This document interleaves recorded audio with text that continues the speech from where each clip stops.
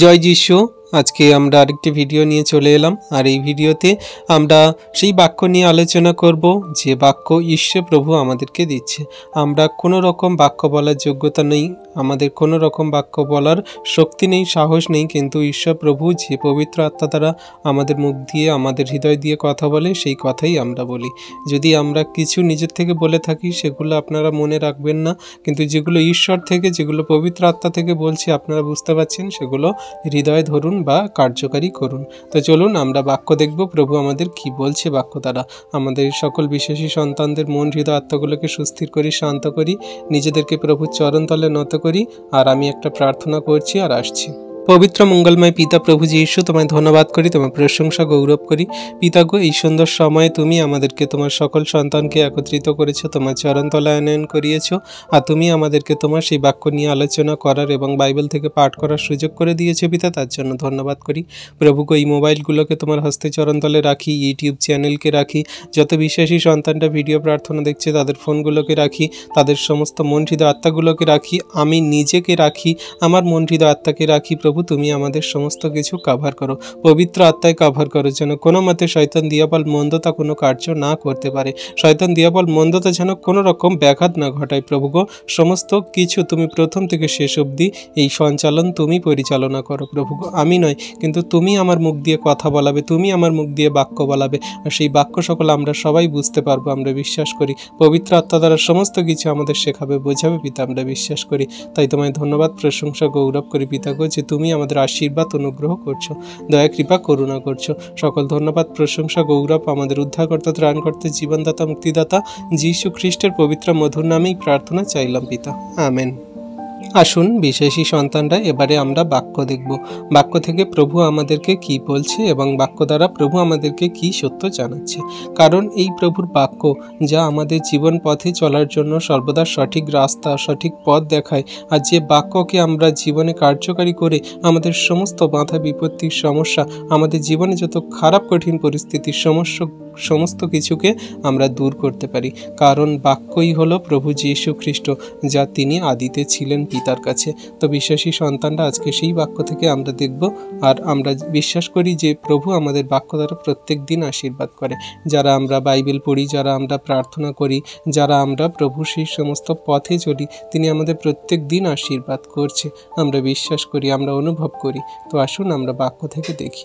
আজকের আমাদের টপিক আমার উপদেশ। এই কথা প্রভু আমাদেরকে বলছে, এটা আমার কথা না, এটা প্রভুর কথা। প্রভু কি বলছে? আমার উপদেশ। আজকে প্রভু আমাদেরকে উপদেশ দিচ্ছে কি, যে উপদেশের মধ্যে দিয়ে, যে শিক্ষার মধ্যে দিয়ে আমরা জানতে পারবো যে তার আজ্ঞা শিক্ষা সকল পালন করলে আমরা জীবনে কি পাবো। আমরা তো খ্রিস্টকে বিশ্বাস করি, প্রেম করি এবং তার সত্য পবিত্র পথে জীবনযাত্রা করি, তার অনুগ্রহ পেতে চাই, কিন্তু তার সেই নিয়ম শৃঙ্খলাকে আমরা সঠিক রূপে পালন করি না বা মানি না। ঈশ্বরের সাথে আমাদের যাত্রা শুরু করতে হলে আমাদের কেবল অনুগ্রহই নয়, কিন্তু আমাদের শৃঙ্খলা তৈরি করতে হবে, যা আমাদের পবিত্রতাকে শক্তিশালী করে। আমাদের সর্বদা খেয়াল রাখতে হবে যে ঈশ্বরের সেই শৃঙ্খলার মধ্যে দিয়ে আমাদের জীবনযাপন করতে হবে। একটা সঠিক পথে চলার জন্য সেই ঈশ্বরের শৃঙ্খলাকে বজায় রাখতে হবে, যেটা আমাদের জন্য সর্বদা ভালো হয়ে থাকে। আপনারা দেখবেন যে এক একটা ক্যাটাগরি মানুষ আছে, তাদের আচরণ ব্যবহার একরকম।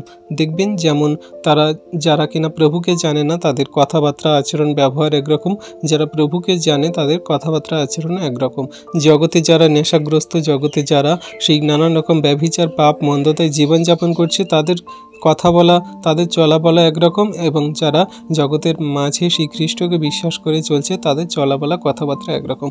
তো এক একটা মানুষের এক এক রকম শৃঙ্খলা বজায় রেখে চলছে, কিন্তু আমরা যারা খ্রিস্টকে বিশ্বাস করি, প্রেম করি, ভালোবাসি, তাহলে আমাদের নিয়ম শৃঙ্খলা, আমাদের সেই কার্যকারিতা আলাদা রকম হবে। আর এই শৃঙ্খলার মধ্যে দিয়ে আমাদের পবিত্রতাকে আরও শক্তিশালী করবে। আর সেই কথা অনুযায়ী বাক্য আজকে আমাদেরকে বলছে যে আমরা কি শিক্ষা পাচ্ছি। আমরা যদি বাক্য দেখি, দ্বিতীয় বংশাবলী 15 অধ্যায়ের 3 থেকে 4 পদ, এখানে কি বলছে? ইসরায়েল বহুকাল সত্যময় ঈশ্বরবিহীন, শিক্ষাদায়ক, যাজকবিহীন ও ব্যবস্থাবিহীন ছিল, কিন্তু সংকটে যখন তাহারা ইসরায়েলের ঈশ্বর সদাপ্রভুর প্রতি ফিরিয়া তাহার অন্বেষণ করিল, তখন তিনি তাহাদিগকে তাহার উদ্দেশ্য পাইতে দিলেন। তাহলে বিশ্বাসী সন্তানরা আমরা কি বুঝতে পারছি? যদি আমরা জগতের মাঝে কোনো মানুষ নিয়ম শৃঙ্খলা এবং সঠিক জীবনের পথে না চলে নিজেদের ইচ্ছা মতো জীবনযাপন করি, আমাদের যেমন খুশি কারোর অন্যজনের কথায় প্রবর্তনায় যদি জীবনযাপন করি, তাহলে আমাদের জীবন কেমন হবে? আমরা একটা উদাহরণ পাচ্ছি ইসরায়েলীয়রা যখন কোনো রকম সত্যময় ঈশ্বর, কোনো রকম শিক্ষাদায়ক যাজকবিহীন ব্যবস্থাবিহীন জীবনযাপন করছিল, তাদের কেমন জীবন ছিল না? তারা নানান রকম ব্যভিচার, পাপ, নিজেদের সুখ চাহিদা, প্রয়োজন, অভিলাষে তারা ঈশ্বর থেকে দূরে গিয়ে তারা সেই মিশরের দাসত্ব করলো, ফরৌনের দাসত্ব হয়ে গেল।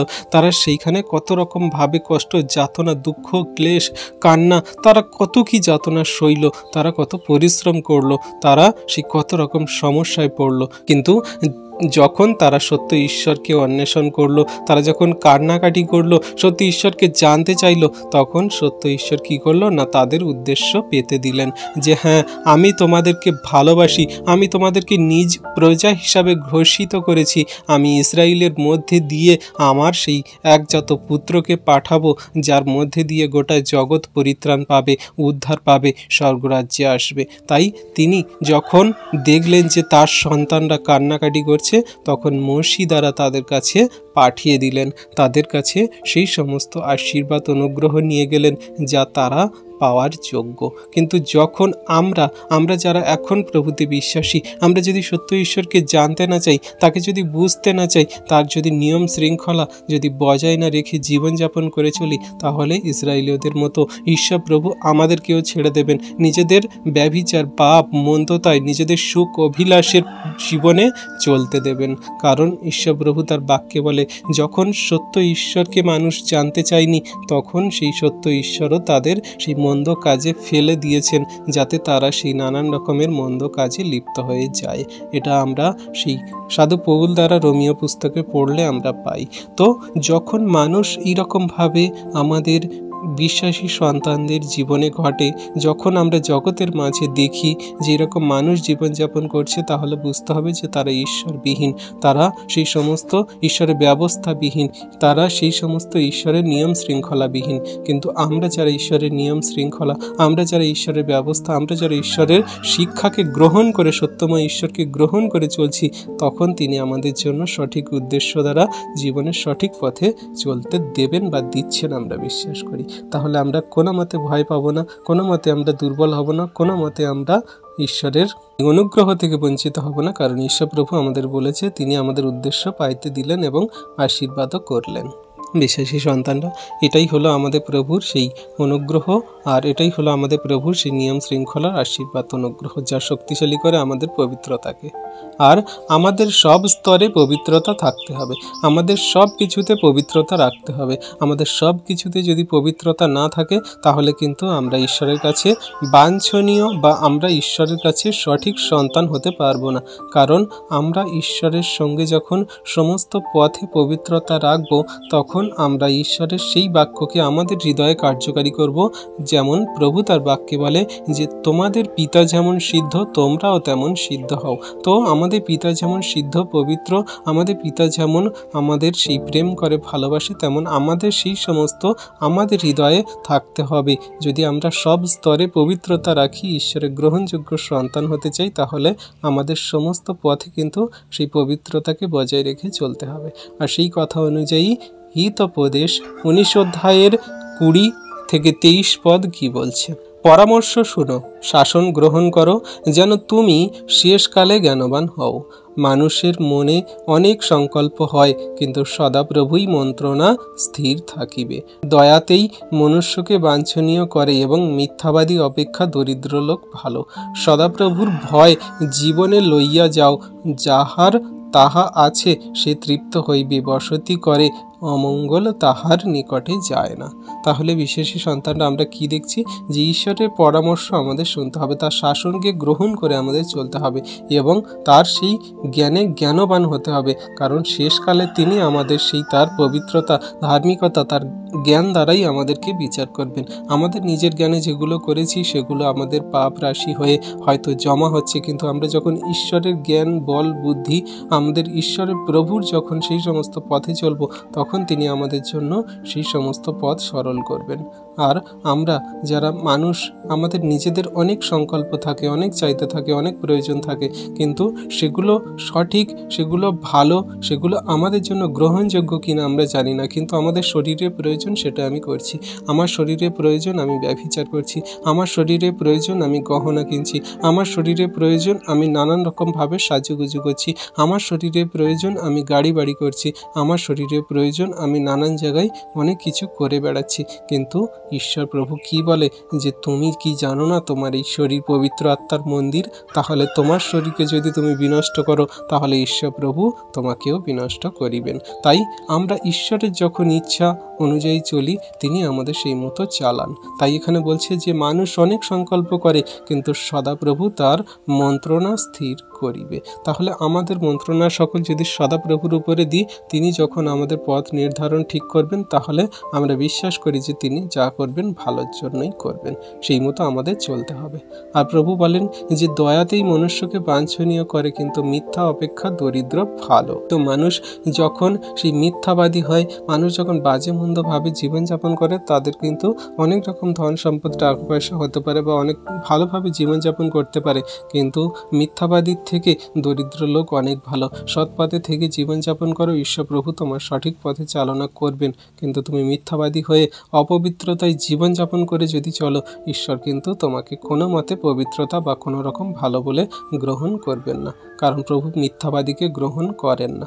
তাই এখানে আমাদেরকে বলছে যে তুমি বাঞ্ছনীয় যেটা, সেটা ঈশ্বরের গ্রহণযোগ্য সেটাই করো, কিন্তু তুমি মিথ্যাবাদী হইও না।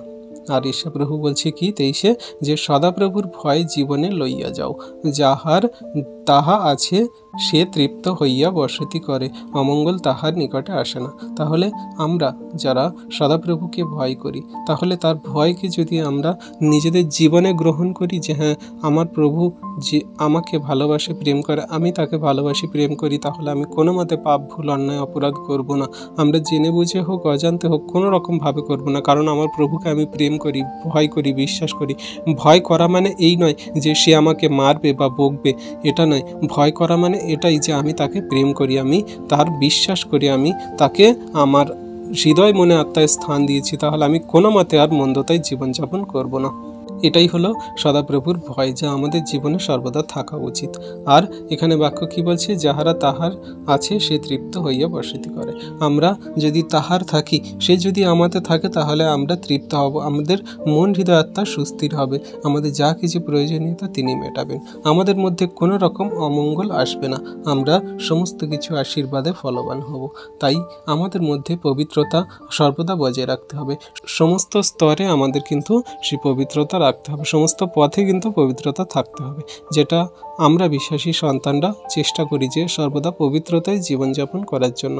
হ্যাঁ, আমরা মানুষ, আমাদের কিছু কিছু ক্ষেত্রে ভুল, অন্যায়, অপরাধ হয়ে যায়, মুখের দ্বারা, চোখের দ্বারা, হাত পা কর্ম দ্বারা, কার্য দ্বারা, কিন্তু আমরা যখন পবিত্রতায় জীবনযাপন করার চেষ্টা করব, ঈশ্বর প্রভু আমাদের মন দেখছে, জানে যে হ্যাঁ আমার সন্তান চেষ্টা করছে, সে সর্বদা চেষ্টা রেখেছে যে পবিত্রতায় জীবনযাপন করার জন্য, কিন্তু হয়তো কোনো কারণে ভুলবশত সেটা হয়ে যাচ্ছে, কিন্তু ঈশ্বর মেনে নেবে।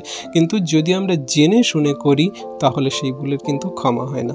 জেনে শুনে যখন মানুষ ভুল করে, অন্যায় করে, সেটার কিন্তু ক্ষমা হয় না। তাই এখানে আমাদের সর্বদা পবিত্রতায় জীবনযাপন করতে হবে।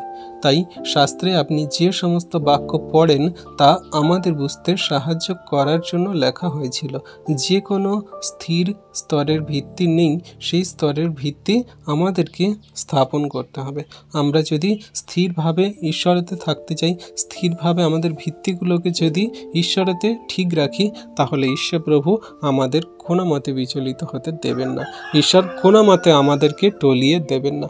আমরা সেই কথার একটি উদাহরণ পাই যে সমুয়েল প্রভুর কাছে প্রার্থনা করেছিল, আর ঈশ্বর তার জীবনে কত বড় আশীর্বাদ নিয়ে এসেছিল।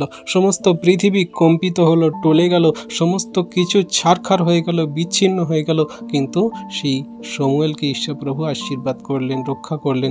সমস্ত কিছু কেমনভাবে, সমস্ত কিছু ঈশ্বর প্রভু কেমনভাবে সেগুলোকে তিনি নিয়ে আসলেন বা গ্রহণ করলেন, কিন্তু সমুয়েলের প্রার্থনা ঈশ্বর প্রভু কেমনভাবে শুনলেন। তো আমরা দেখি সমুয়েলের পুস্তকে যে প্রভু কি বলছে। 2 শমূয়েল 22 অধ্যায়ের 7 থেকে 11 পদ। সংকটে আমি সদাপ্রভুকে ডাকিলাম, আমার ঈশ্বরকে আহ্বান করিলাম।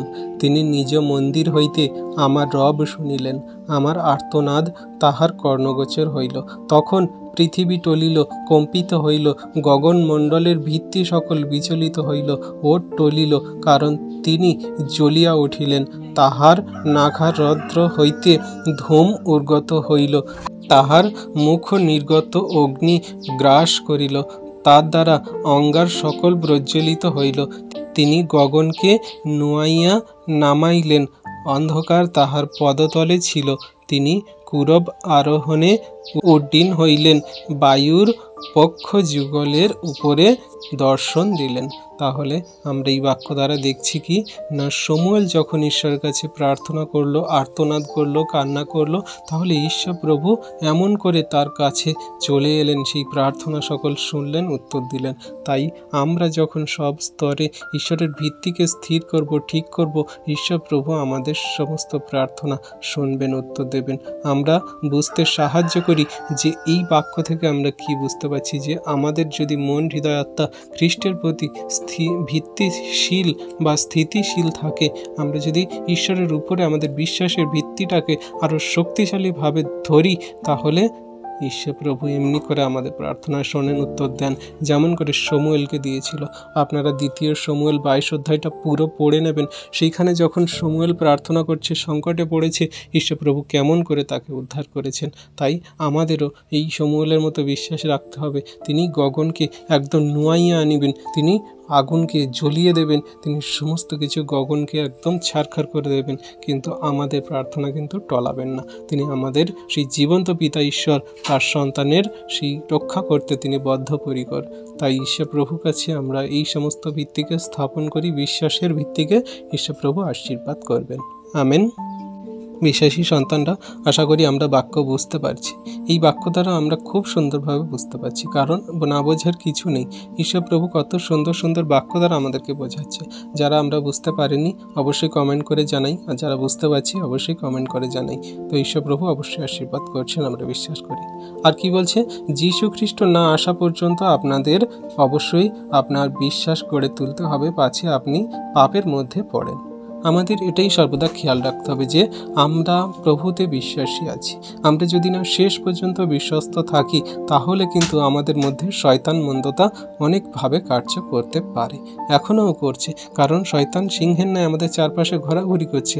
কোনো না কোনোভাবে তিনি আমাদের বিপদে, সংকটে, সমস্যায়, খারাপ কঠিন পরিস্থিতিতে এমনভাবে ব্যভিচার, পাপ, মন্দতায় জীবনযাপন নিয়ে যেতে চায়, যাতে আমরা একটা গালতি করে বসি। কিন্তু আমরা যেন ভুল, পাপ, অন্যায় যাতে না করি, সেই দিকে সর্বদা আমাদের খেয়াল রাখতে হবে। পাপের মধ্যে যেন না পড়ি, সেই মতো আমাদের খেয়াল রাখতে হবে। আমাদের বিশ্বাসকে গড়ে তুলতে হবে। কতদিন পর্যন্ত না, খ্রিস্ট যিশু আসা আগের মুহূর্ত পর্যন্ত। অবশ্যই আমরা জানি না যে প্রভু কখন আসবে। আমরা মরে যাওয়ার আগে আসবে না মরে যাওয়ার পরে আসবে, আমরা কেউই জানি না। কিন্তু আমাদের শেষ নিঃশ্বাসের আগের মুহূর্ত পর্যন্ত আমরা খ্রিস্টের প্রতি সেই বিশ্বাস রাখব, যে বিশ্বাসে আমরা অনন্ত জীবন পর্যন্ত যেতে পারি। কারণ প্রভু তার বাক্যে কি বলে, যে কেউ শেষ পর্যন্ত বিশ্বস্ত থাকবে সেই পরিত্রাণ পাবে। তাহলে আমাদের শেষ পর্যন্ত বিশ্বস্ত রাখতেই হবে। তাই বিশ্বাসী সন্তানরা, সেই কথা অনুযায়ী আজকের আমাদের বিশ্বাসকে গড়ে তুলতে হলে, আমাদের শেষ পর্যন্ত প্রভুর প্রতি বিশ্বস্ত থাকতে হলে, আমরা কোনো মতে পাপে না পড়ি, সর্বদা খ্রিস্ট যিশুর প্রতি বিশ্বস্ত থাকি। সেই কথা অনুযায়ী বাক্য আমাদেরকে কি বলছে আমরা দেখব। 1 যোহন 5 অধ্যায়ের 17-18 পদে কি বলছে, সমস্ত অধার্মিকতাই পাপ, আর এমন পাপ আছে যাহা মৃত্যুজনক নয়। আমরা জানি যে কেহ ঈশ্বর হইতে জাত সে পাপ করে না, কিন্তু যে ঈশ্বর হইতে জাত সে আপনাকে রক্ষা করে, এবং সে পাপ আত্মা তাহাকে স্পর্শ করে না। তাহলে বিশ্বাসী সন্তান, আমরা কি বুঝতে পারছি, যে আমরা যারা খ্রিস্টকে গ্রহণ করেছি, বিশ্বাস করেছি, তাহলে আমাদের সেই ঈশ্বর প্রভু অবশ্যই আশীর্বাদ করছেন। কিভাবে? আজকে যারা আমরা খ্রিস্টকে বিশ্বাস করেছি, আমাদের পাপ আত্মা কোনো মতে স্পর্শ করতে পারে না, কারণ আমরা খ্রিস্ট থেকে জাত, আমরা ঈশ্বর থেকে জাত, আমরা সেই জন্য আমাদের পাপ আত্মা কোনো মতে স্পর্শ করতে পারে না।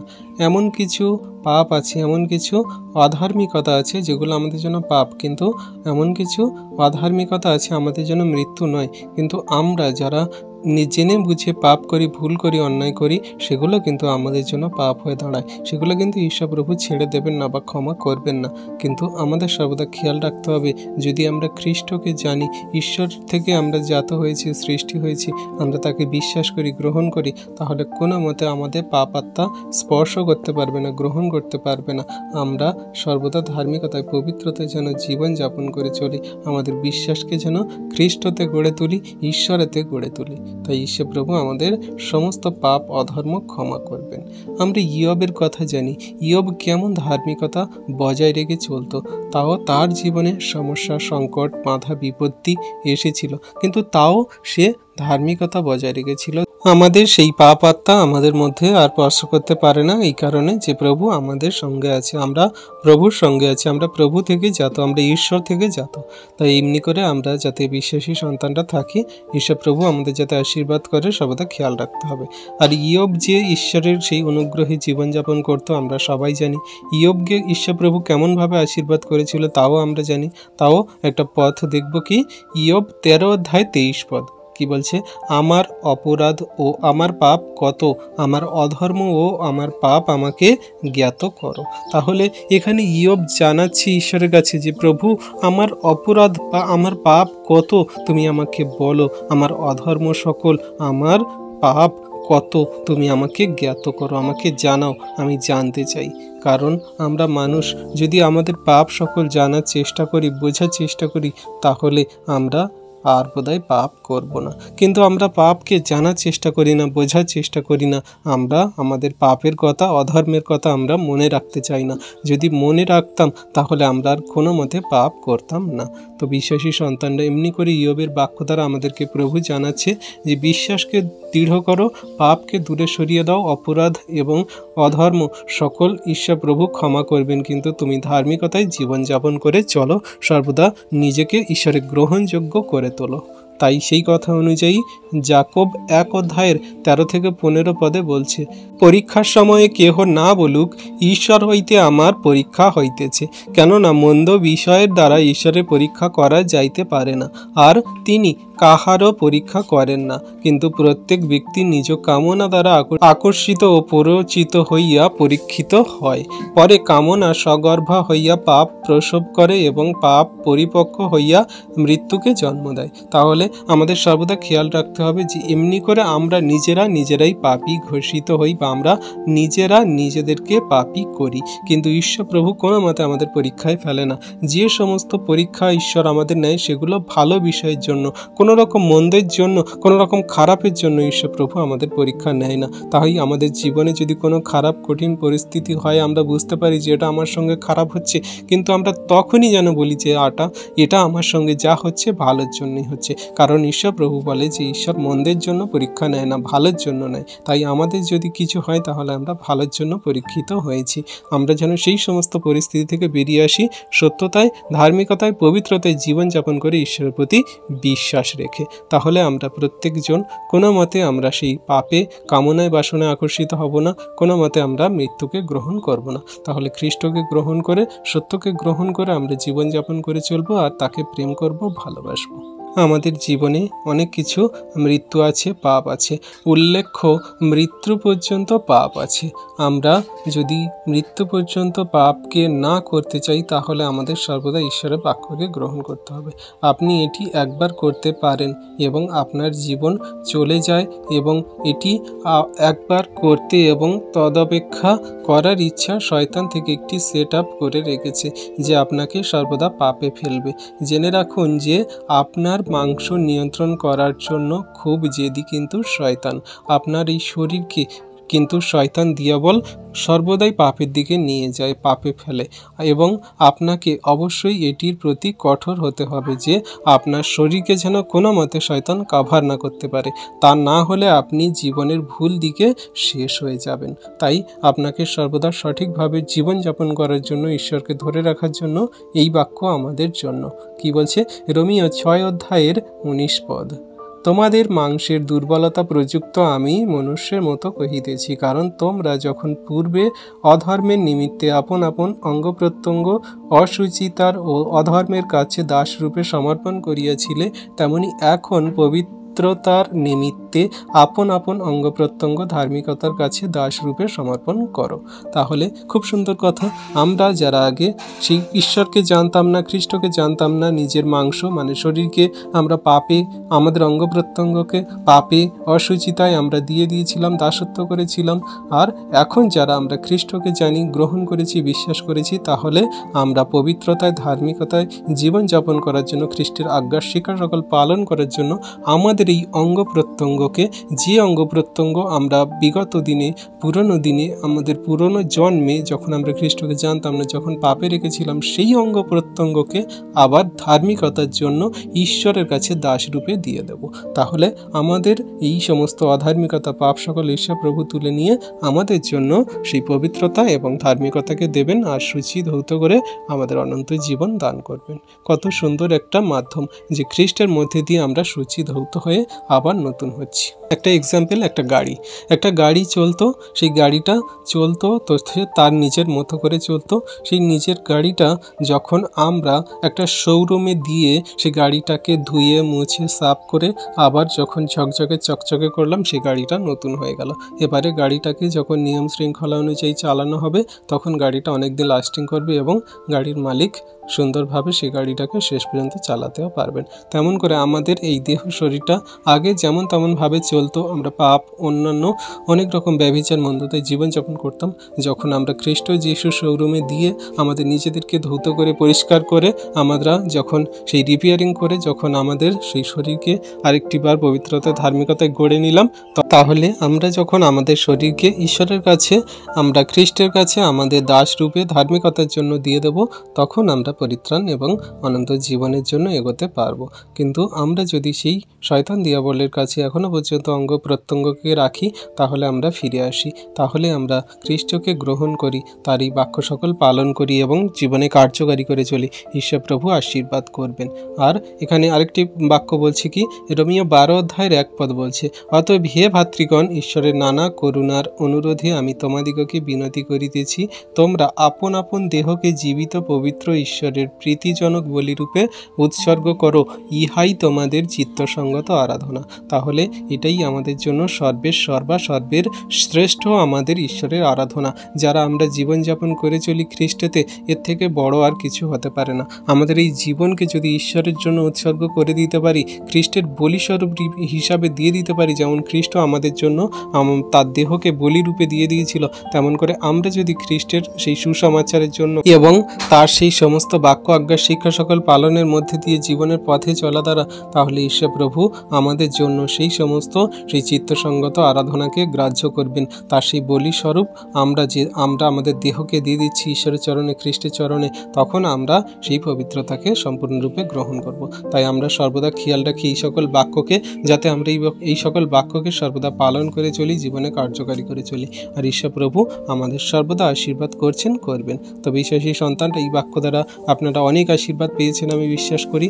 যারা বাক্য বুঝতে পারেননি আমাকে কমেন্ট করবেন বা আমাদের কাছে ফোন নাম্বার চাইবেন, আপনারা অবশ্যই আমরা আপনাদেরকে সেই ফোন নাম্বার দেব। আপনারা বাক্য বিষয়ে সঠিকভাবে জানতে পারবেন, বুঝতে পারবেন এবং সুন্দরভাবে আমাদের সঙ্গে সহভাগিতাও করতে পারবেন। তো ঈশ্বর প্রভু আশীর্বাদ করুন। তো চলুন আমরা একটা ছোট্ট প্রার্থনা করি আর আসছি। পবিত্র মঙ্গলময় পিতা প্রভু যীশু, তোমায় ধন্যবাদ, তোমার প্রশংসা গৌরব করি। প্রভু গো, তুমি দয়ালু কৃপাময় মহান ঈশ্বর পিতা, তুমি একমাত্র জীবন্ত জাগ্রত প্রভু। আজকের এই সুন্দর সময় তুমি যে সুন্দর মধুর বাক্য সকল আমাদের মধ্যে হৃদয় অন্তরাত্মায় দিলে প্রভু, সেই সমস্ত বাক্য তুমি আমাদেরকে আরও জানতে বেশি সাহায্য করো, যাতে তোমার বাক্য সকল বুঝে জীবনে কার্যকারী করতে পারি। কোনো মতে শয়তান দিয়াবল মন্দতা যেন তোমার বাক্যকে হরণ না করে নেয়, চুরি না করে নেয় প্রভু। তোমার এই বাক্য সকল হৃদয় মনে আত্মায় ধরে রাখতে পারি এবং কার্যকারীও করতে পারি প্রভু। দয়া কৃপা করুণা অনুগ্রহ করো। যত সন্তান এই ভিডিও প্রার্থনা দেখলো প্রভু, দেখছে প্রভু গো, পরবর্তীতে দেখবে পিতা গো, সকলকে তুমি তোমার এই বাক্যের জ্ঞান দাও, বুঝতে জানতে সাহায্য করো, আশীর্বাদ অনুগ্রহ করো। তোমার হস্তে চরণতলে রাখি প্রভু সকল সন্তানকে, সকলকে প্রার্থনা যাচনা শোনো, আশীর্বাদ অনুগ্রহ করো। আত্মিকতায় বৃদ্ধি করাও, পবিত্রতায় ধার্মিকতায় জীবনযাপন করে চলতে সাহায্য করো, আর তোমার সেই আদেশ সকল পালন করে চলতে আমাদের সাহায্য করো। দয়া কৃপা করুণা অনুগ্রহ করো। সকল ধন্যবাদ প্রশংসা গৌরব আমাদের উদ্ধারকর্তা, ত্রাণকর্তা, জীবনদাতা, মুক্তিদাতা যীশু খ্রিস্টের পবিত্র মধুর নামে এই প্রার্থনা চাইলাম পিতা। তুমি আমাদের সমস্ত প্রার্থনা বাক্য প্রথম থেকে শুনলে আর দেখলে, উত্তরকেও দিলে। Amen, amen.